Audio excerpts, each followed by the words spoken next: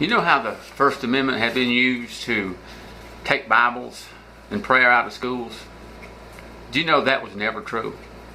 You know, the Founding Fathers and everybody that lived in this country up to about the middle 60s, they never believed that.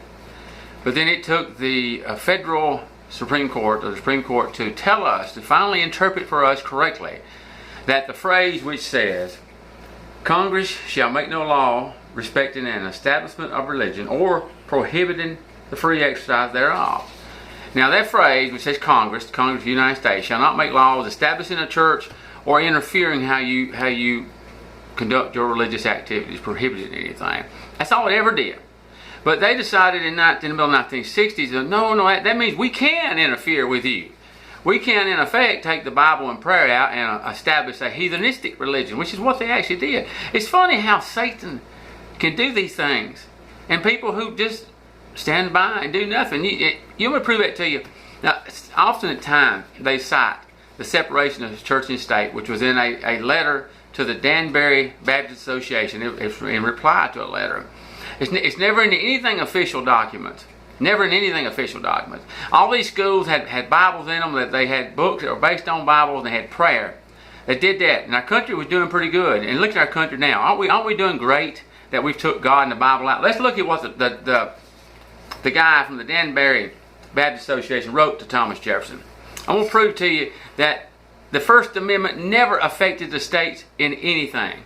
It was up to the states to do that themselves. The First Amendment never touched the states in regards to religion in any way. Wasn't intended to. Look up and Google the Danbury Baptist Association. You get the whole 2 letters. I'm just going to give you a little bit of it. The letter to Thomas Jefferson. But sir, our Constitution of Government is not specific. Our ancient charter, together with the laws made coincide therein, were adapted as the basis of our government at the time of our Revolution, and as such has been our law and usage, and still are, so that religion is considered as the first object of legislation. And therefore, what religious privileges we enjoy as a minor part of the state, we enjoy as favors granted and not inalienable rights. Now, this was 10 years after the First Amendment was ratified. 10 years. And they were still under their old state constitution. And it says they were actually doling out, I guess, favors, religious favors out of it. That's what they were doing. Now, if the United States of America had a right to regulate, you think, oh, well, they can fix this. But they never had the right. This guy here never thought they had the right to mess with the states. He goes on to say, sirs, talking to Thomas Jefferson, we are sensible that the President of the United States is not the national legislator, and also sensible that our national government cannot destroy each law of the states, which they did, by the way, when they destroyed the uses of the Bible.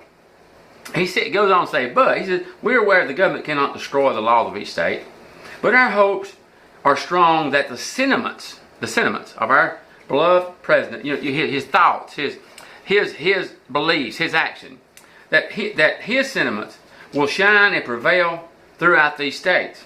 Okay, that's 1801. He said, we hope your sentiments, Mr. President, will prevail. Even though we know that you are not a national legislator, and we know the government cannot destroy the laws of each state. We're talking about religion. That's what we're talking about, First Amendment. Now here was a little bit of what Thomas Jefferson replied. He said, I contemplate with sovereign reverence that the act of the whole American people which declared establishment of religion or prohibiting, that made no law respecting an establishment of religion or prohibiting the free exercise thereof, thus building a wall of separation of church and state. Now this is where it first appeared. It says, I shall see with sincere satisfaction the progress of those sentiments. Now sentiments. Now again, these thoughts, not law. He's not that state that this gentleman was in. I think it might be in Connecticut. I'm just sort of guessing now. I don't remember. It's not written down.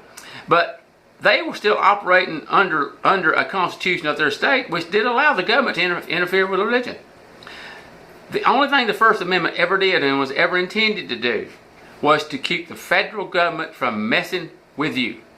Keep them from messing with you. That's all it was ever intended to do. That the Congress, it says, shall make no law, and they shall not prohibit your free exercise of religion thereof. It's up to the states, therefore, to do as they see fit, to pass their own constitution, which at this time, this state had not.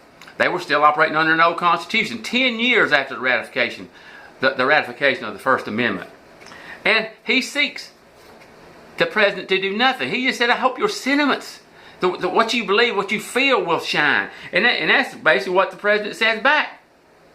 That the American people, it was ratified, the First Amendment, for the United States of America. And they hoped that this same sentiment would spread out through the country. And this fact where he even says, when Thomas Jefferson uses a phrase which is not in any legal document, it says, thus building a wall of separation between the church and state. Do you know every government is considered a state? The state of Israel or the state of Egypt. You know, the state is another word for talking about the government of a country, not just the individual states. We call ourselves individual states. At first, before we were a country, we were colonies, the 13 colonies. So just know this. The First Amendment in regard to religion gave them no authority to mess with the state regarding the individual states, regarding the Bibles or prayer in their school. It was a complete lie out of hell. But we fall for this mess all the time, don't we? All the time. They had no authority, no right. Read this letter. It's a bunch of nonsense when they talk about the separation of church and state. The only separation was the federal government could not could not establish a church of their own like the Church of England, and could not prohibit your free exercise thereof, which is exactly what they do. They do the opposite of it. And nobody seems to have any understanding. Our congressmen, our senators, they ain't got a bit of sense either. Nobody can understand. What is it when no one has understanding? What is that? Well, it's just a mess. That's what it is. That's what we have. Now, what do you think about that?